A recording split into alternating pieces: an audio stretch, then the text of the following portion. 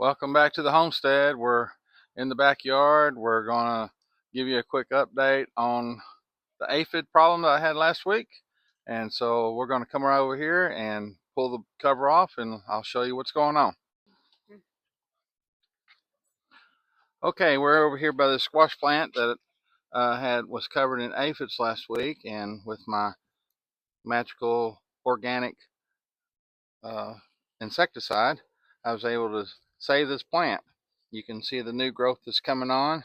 Um, like this leaf right here, we're just going to go ahead and pull it off, and this one, pull it off. Anytime you have a plant that's struggling, it's best to go ahead and get rid of all the damaged leaves. But yeah, I was ready to pull them both up and, you know, plant something else here, but it looks like this is going to pull through. And it looks like, according to the report that I read today, that October is going to be a little bit on the warm side. So around here, our first frost is usually November 1st. So, we have about 30 days to try and get some more squash if we can, and maybe a little bit longer. But since we're over here, let me go ahead and cover this back up, and I'll show you everything else that we're growing. We are towards the end of the growing season, so things are starting to get tired, especially the ones that have been with me all year. Some things have ran its course and we've replanted, such as the squash. I was able to find this squash plant last week, and it's doing excellent.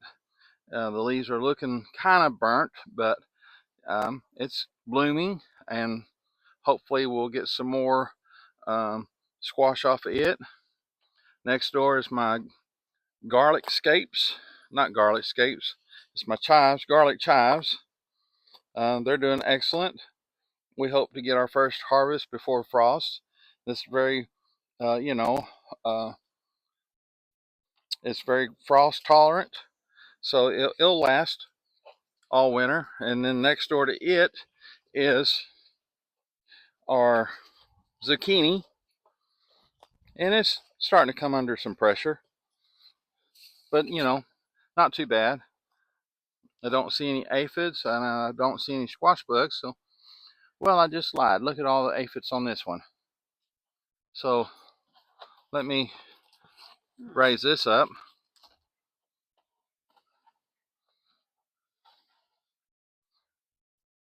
Yeah, look at that.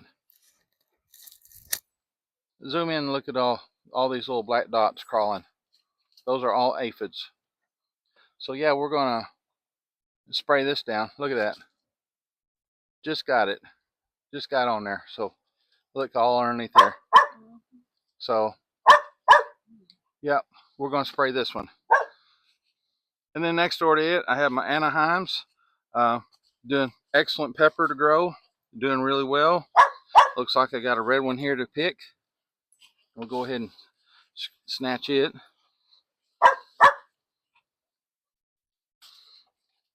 Not a bad pepper, not too bad for end of the season. Oh, looks like there's another one in there. We'll go ahead and grab it.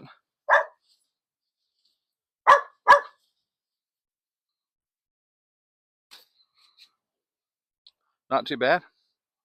Next door to it is my Tabasco. See all these little red peppers? We'll hope to make us some homemade Tabasco sauce this year. Yep. And all you gotta do is just kind of bounce them around a little bit and they'll soft pollinate. Do this one the same way. And next door to it is some butter crunch lettuce. It needs to be thinned out. Maybe another week, 10 days, we can start harvesting some lettuce. We have baby squash. It's looking good. Everything looks really good. So we're happy about that.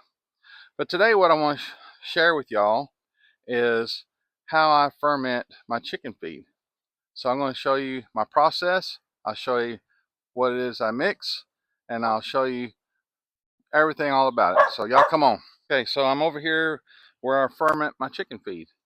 Now, you asking me why I ferment them?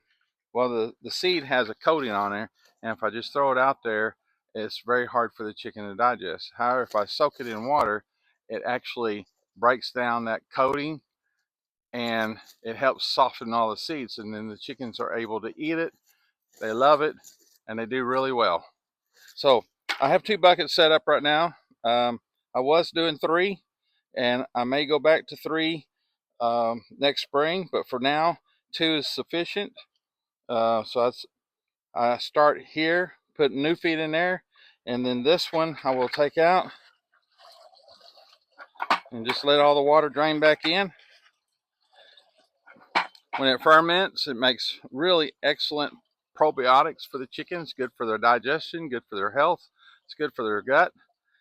So we'll just, drain this off, and then we'll go pour it out, and then I'll show you my ratio of dry feed and what I use. Okay, I have this white tub that I picked up somewhere, and as you can tell, this has been soaking for 2 days. It is very pliable, so it makes it really easy for the chickens to pick through. Of course, they won't eat the outer husk, but they'll get in there and eat that seed. The oats and the black sunflower seeds are the same way. Now this winter, whenever it goes to get cold and starts freezing, we will discontinue fermenting the feed because, water will freeze, and so then the feed will freeze. So we'll go back to a dry feed for the winter months. But anyhow, meet me over there to the feed tack room, and I'll show you how I mix up my mixture. Okay, I'm over here in the chicken run next door to the chick nursery, and I have these trash cans set up where I put different types of feed in that I buy at Atwoods or Tractor Supply or whoever I can get it from. And I mix whole cottonseed. I got this little scooper. I think I picked it off of Amazon. I just put one scoop in the bucket, and then I also mix up a little mixture of dry for the chickens over there, just in case they don't want to eat the fermented feed. But this has my oyster shell. I put 1 scoop in that, and it'll last me 1 week. And I take 1 scoop of that and put it over there. Put the lid on.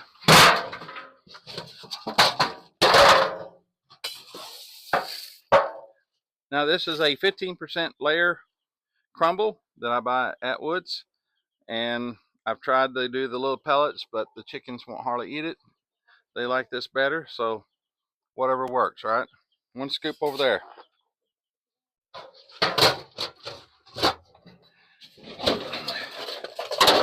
Then in this one I have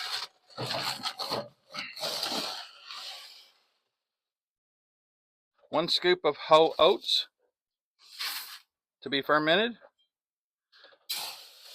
and I do about 2 scoops of fancy scratch to be fermented, and then I do about that much more over there in that. They seem happy with that. And then I throw about that much to the babies. We have some happy parents over here. I got one that's sprouting some wings. Definitely going to be a silky. And then the other one is probably going to take after its mama. But anyhow, we will meet you over at my fermenting station and show you how to do that. Here we go. We have our mixture of feed. We got corn. We have fancy scratch. We have rolled oats, and we have black sunflower seed. and we just drop it in there and we let it soak all day, all night, tomorrow, and then we'll continue the rotation. So before I let you go, I want to show y'all one more thing.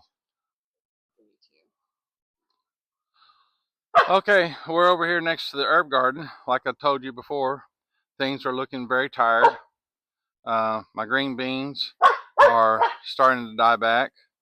My different herbs, my linen balm is starting to die on me. But this one sunflower right here just keeps on going on. I'm very impressed with it. And hopefully before frost we will harvest some of the seeds. Speaking of which, we will show you how to do that in the near future. But anyhow, that's what I want to show y'all. And y'all just like the video, the content that we're doing, give us a thumbs up, subscribe if you're not a subscriber, share it, help me make this thing go viral. And y'all come back now.